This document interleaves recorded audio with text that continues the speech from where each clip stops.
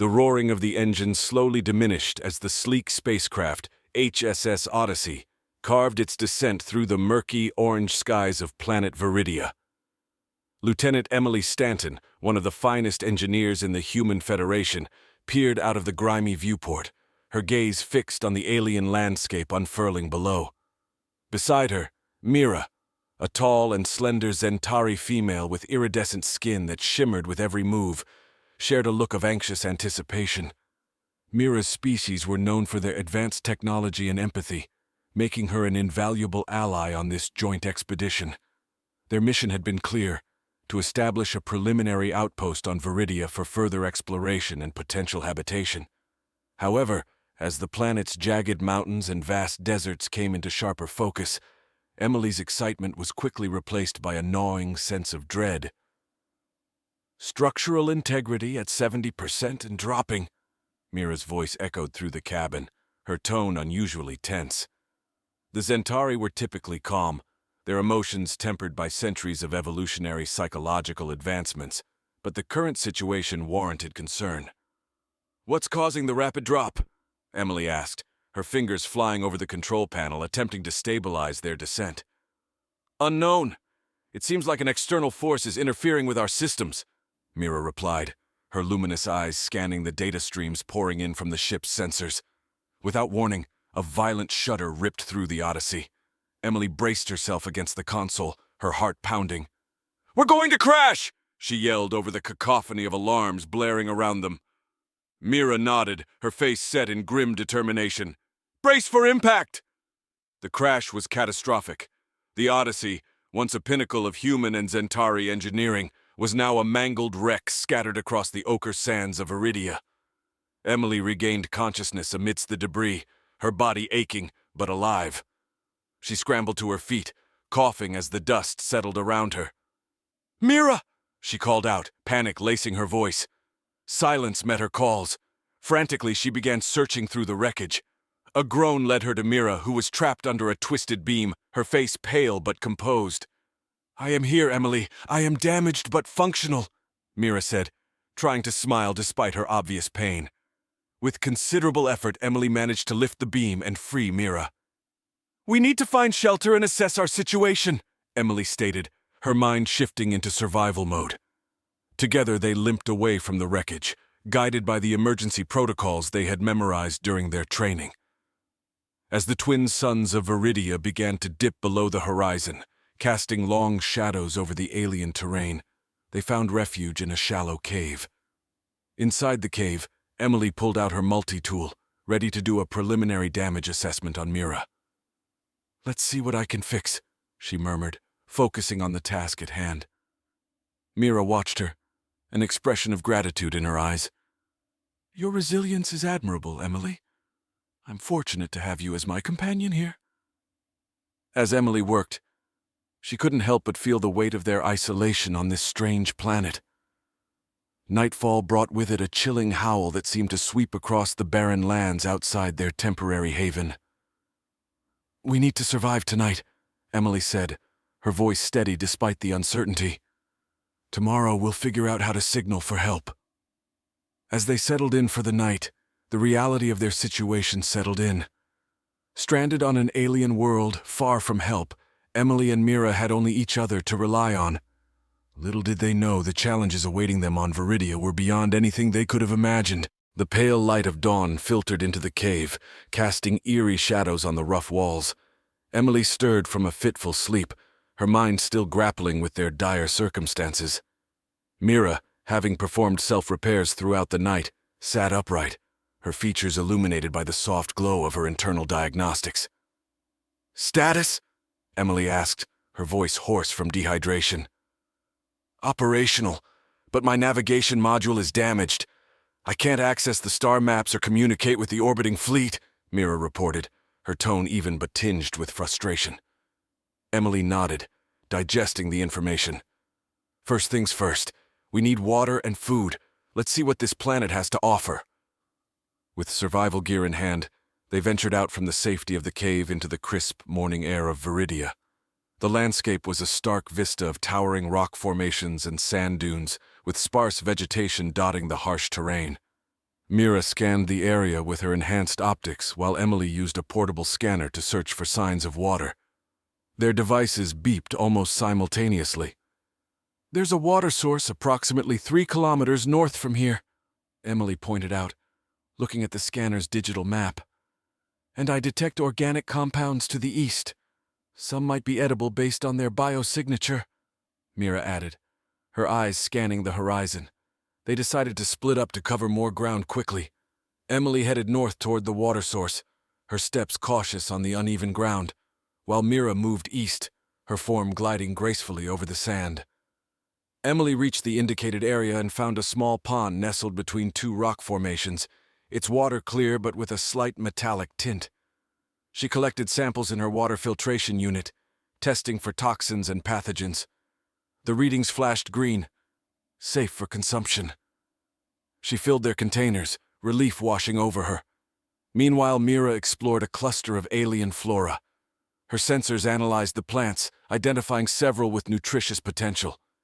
She carefully harvested the samples, her hands adept at handling the delicate alien structures. As they reconvened at the cave, their spirits lifted slightly with the successful foray. "Looks like we won't starve today," Emily quipped, trying to lighten the mood. Mira chuckled, a sound that Emily found surprisingly comforting. "Nor die of thirst," Mira responded, setting down her gathered plants. They prepared a modest meal from the plant samples, which turned out to be surprisingly palatable. As they ate, they plotted their next moves. "We need to fix your navigation module," Emily stated firmly, her mind racing through possible solutions. Mira nodded in agreement. "I believe I can repair it if we can salvage the right components from the Odyssey's wreckage." Determined, they planned their return to the crash site. But as they prepared, an unfamiliar sound pierced the quiet, a low, rumbling growl not far from the cave. They exchanged a glance, understanding the immediate danger. Gripping their tools, they stepped cautiously to the cave entrance. Peering out, they saw a creature, its scales reflecting the harsh sunlight, eyes glinting with a predatory gaze. It was unlike any fauna cataloged in their briefings. Viridia still held many secrets, and some were deadly. "We need to be very careful," Emily whispered, her hand ready on her plasma cutter. "This planet isn't just a new home, it's a wild frontier." Emily and Mira stood motionless, their breaths shallow as the creature outside their cave sniffed the air with evident suspicion. It was a hulking beast, easily twice the size of a large earth bear, with thick armored scales and a jaw bristling with sharp teeth. Its 6 eyes, arranged in a hexagonal pattern, seemed to give it a nearly panoramic view of its surroundings.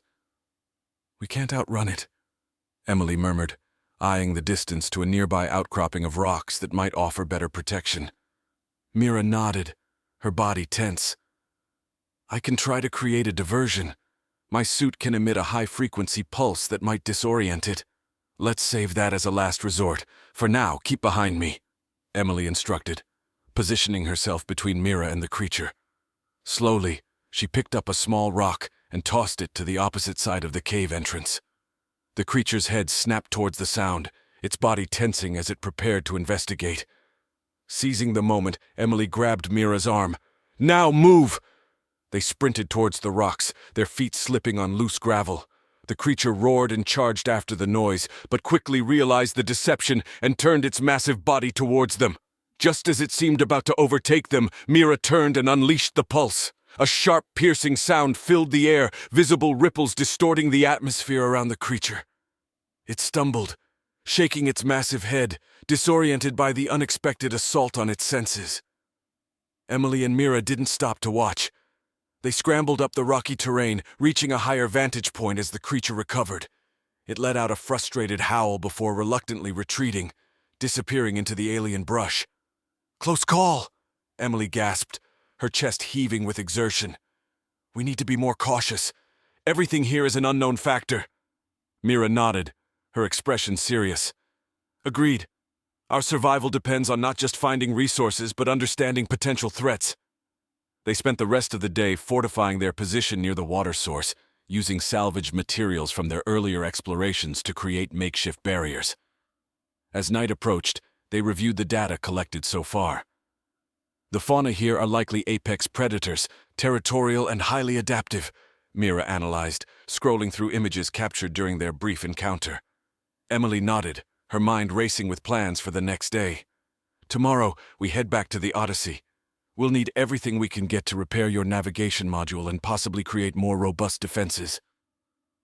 The night passed uneasily as they took turns keeping watch, the events of the day having underscored their vulnerability on this alien planet. By dawn, they were ready to depart, their equipment checked and rechecked, their resolve hardened. Navigating their way back to the Odyssey's crash site took the better part of the morning. The wreckage lay scattered across a wide expanse, a stark reminder of their perilous situation. They approached cautiously, scanning for any signs of danger. Mira led them to what remained of the navigation deck, her sensors alert for usable components. Here, she pointed to a partially buried console. We can use this. Together, they worked to extract the needed parts, their hands steady despite the constant threat of another predator attack. As they worked, Emily couldn't shake the feeling of being watched, her eyes frequently scanning the horizon.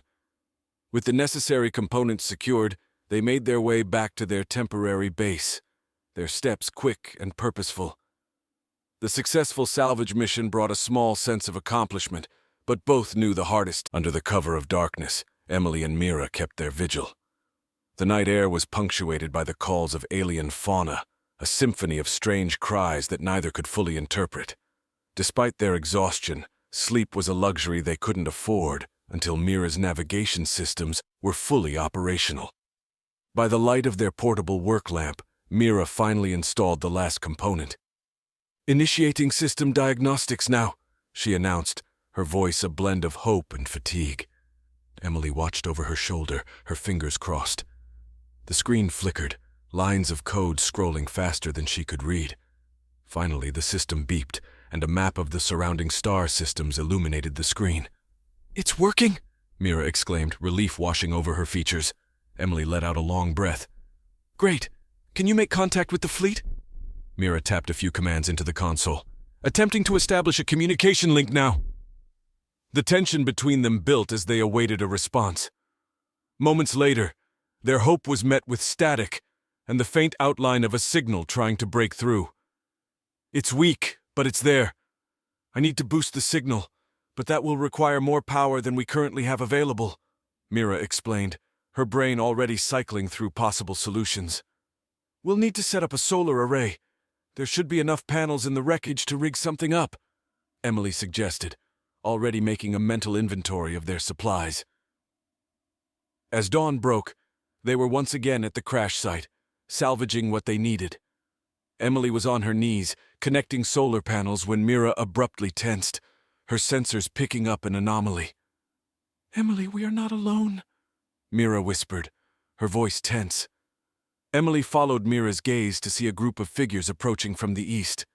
They were humanoid but distinctly different from any humans or Zentari. Their skin was a pale blue, their eyes large and unblinking, and they moved with a cautious grace. "Stay calm," Emily advised, standing slowly, her hands visible and away from her weapon. "Let's try to communicate." The beings halted a few meters away, their expressions unreadable. After a tense moment, one stepped forward, issuing a series of melodic tones that Emily and Mira could not understand. Mira interfaced with her translator module, adjusting settings rapidly. "I am receiving," she said after a moment. "Translating now." The message was simple but profound. "We seek peace with those who respect our land." Emily took a cautious step forward, choosing her words carefully. "We come in peace too. We were stranded here by accident and mean no harm." The leader of the group, a tall figure with markings that suggested some form of rank, nodded slowly. Through Mira's translation, they learned that these beings, calling themselves the Eridani, were native to this region of Viridia and were wary of outsiders due to past conflicts. "What do they want from us?" Emily asked, watching the group communicate among themselves in their flowing musical language. "They wish to understand our intentions and our capabilities. They've had others come before, who took from their land without respect," Mira translated. "We need their help, and we need to gain their trust." Emily said, turning to the leader. "We can share our knowledge and help each other survive on this planet." The negotiation was delicate, with Mira translating complex technical terms and Emily demonstrating their technology and explaining their mission. It was an exchange of knowledge and a tentative offer of friendship, which the Eridani cautiously reciprocated. By the end of the discussion, the Eridani agreed to assist in setting up the solar array in exchange for medical aid and water purification technology. They worked side by side, human, Zentari, and Eridani, a small but significant step towards mutual understanding. As the sun set on Viridia, casting a golden light over the joint endeavor, Emily and Mira shared a hopeful glance. The installation of the solar array progressed swiftly with the help of their new Eridani allies. Under the dual suns of Viridia, Emily watched as both human and alien technologies merged. The Eridani were adept at working with natural materials, which complemented the human-made technologies in ways Emily hadn't anticipated.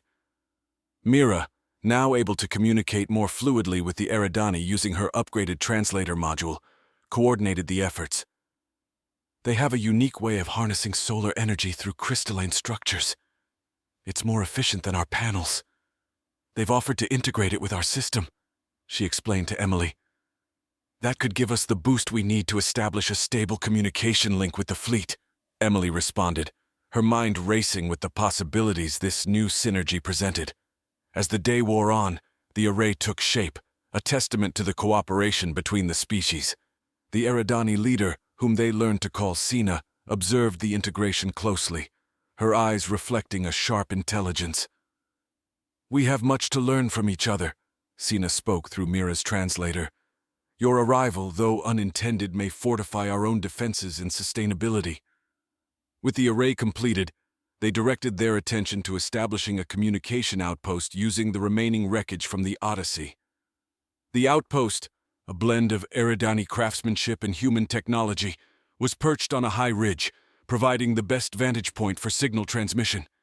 Mira initiated the power sequence, and the consoles hummed to life, the screens glowing under the starlit sky. "Testing the signal now," she announced, her fingers dancing over the controls. Emily held her breath, watching the screen as the system attempted to punch through the planet's dense atmosphere. Static filled the air. Then, a clear signal tone beeped through. "It's working!" Mira exclaimed, a broad smile spreading across her face. "We have a stable link to the fleet! They are responding!" The relief was palpable. Emily laughed, a sound of pure joy, as Mira relayed the fleet's messages. They were safe, rescue missions could be planned, and their reports on Viridia would provide valuable data for future expeditions. Their success was celebrated with a small feast, provided by the Eridani. The meal consisted of native fruits and vegetables, each a burst of new flavors. As they ate, Sina shared stories of Viridia's history, the challenges they faced from environmental changes, and the predators that roamed the lands. "The beast you encountered is known as a Therax, one of the apex predators on Viridia. Your technology and bravery in handling the encounter have earned you much respect among my people," Sina explained, her voice carrying a tone of reverence. The night grew deep, and the stars shone brightly above, a tapestry of cosmic beauty.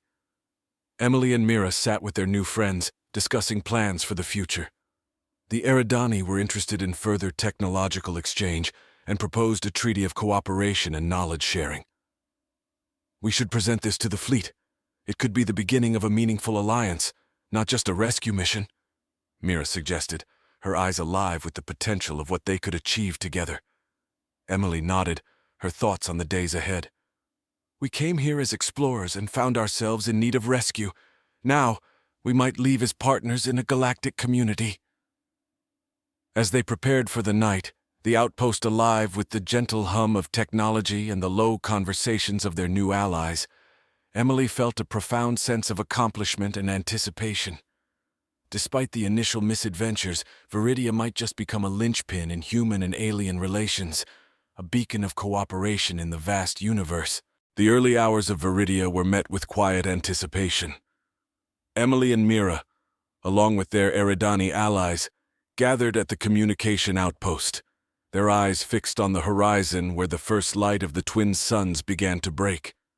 Today was not just another day.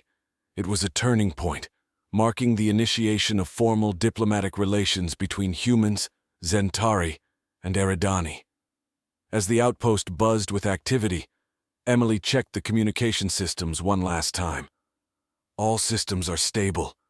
We're ready to transmit the treaty proposal to the fleet, she confirmed to Mira, who was reviewing the document they had prepared with Sina. Mira nodded, her expression serious yet hopeful. This treaty is more than just words. It's a commitment to share our worlds, our knowledge, and our cultures, she reflected, handing the datapad back to Emily. Let's hope the fleet sees the potential here as we do, Emily replied, initiating the transmission sequence. As the data streamed across the cosmos, the group awaited the response. The waiting was the hardest part, each minute stretching long and full of possibilities. Finally, the console beeped, a signal that a response had been received. Mira read the message aloud. The Human Federation, along with the Zentari Council, acknowledges and accepts the proposal of the Treaty of Viridia. Preparation for a formal delegation is underway. Congratulations on your successful diplomacy and resilience. Cheers erupted among the group. Sina stepped forward, her eyes shining with unspoken words of gratitude and respect. Today, we make history together. Let this be the dawn of a new era for all our people. The celebration was heartfelt. The Eridani shared their traditional music, an ethereal melody that seemed to resonate with the very soul of Viridia. Emily and Mira, alongside their new friends, discussed future plans, exchange programs, joint explorations, and even the establishment of a mixed cultural hub on Viridia. As the day progressed, Emily took a moment to step aside, looking out over the rugged landscape that had once seemed so alien and foreboding. Now, it felt like a cradle of new beginnings, a testament to the power of cooperation and understanding. Thinking about the journey? Mira asked, joining her. It's hard not to. We crashed with one mission and now we're part of something much bigger, Emily replied, her voice thick with emotion. Mira placed a hand on her shoulder. This is just the beginning. Our rescue turned into a mission of unity. As they prepared for the arrival of the delegates from the Human Federation and the Zentari Council, Emily and Mira worked with the Eridani to set up a welcome area. Flags representing each civilization were raised side by side, a symbol of their united future. The delegation arrived a few days later in a spectacle of interstellar ships cutting through the sky like bright stars. Ground ceremonies were held, with leaders from each faction expressing their hopes and commitments. The Treaty of Viridia was signed under the watch of Viridia's twin sons, each leader placing their mark on the parchment that would be remembered for generations. In the days that followed, Emily and Mira toured the delegates around Viridia, showing them the sites of their first struggles and their triumphs. The delegates were impressed with the rapid progress and the seamless integration of technologies and cultures. As the delegations prepared to depart, promising to return with more support and resources, Emily and Mira stood once again at the outpost, looking out at the now familiar landscape. We've done what we came here to do and so much more, Mira said, a note of pride in her voice. Yes, Emily agreed, her gaze steady on the horizon. We've helped bridge worlds. Now let's see how far this can go. With the outpost quiet, the two shared a